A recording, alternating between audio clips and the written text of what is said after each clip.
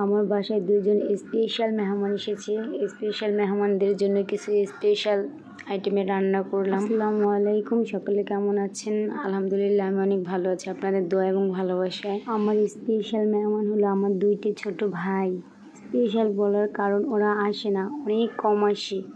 ভাই হয়তো বা এই কারণে অনেকটা কম আসে। যদি বোন হতো তাহলে কিছুদিন পর পরই বোনের কাছে ছুটে আসতো। ভাইদের ভালোবাসা বোনদের প্রতি একটু ডিফারেন্ট।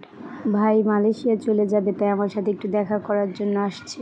তো তাই আজকে আমি একটু মাটির চুলায় রান্না করলাম। গরু মাংসটা আমি মাটির চুলায় রান্না করব। মাটির চুলার রান্নার স্বাদটা অনেকটাই আলাদা। মাটির চুলার রান্নার স্বাদ অসাধারণ হয়। সময় আমার সময় হয় না মাটির চুলায় রান্না করার জন্য। ছোট বাচ্চা নিয়ে একা রান্না করাটা আমার পক্ষে সম্ভব হয় না। সবসময় গ্যাসেই রান্না বান্না করি, কিন্তু মাটির চুলার রান্নাটার স্বাদটাই আলাদা। গরুর মাংসটা আর পোলাওটা মাটির চুলায় দম দিয়েছি, আর সব বাকি খাবার সব গ্যাসে রান্না করা হয়েছে। এদিকে আমি রান্না শেষ করে এসে দেখি আমার ছোট বাচ্চাটা দুষ্টুমি করে খেলনাগুলো সারা ঘর করে ছিটিয়ে রেখে দিয়েছে।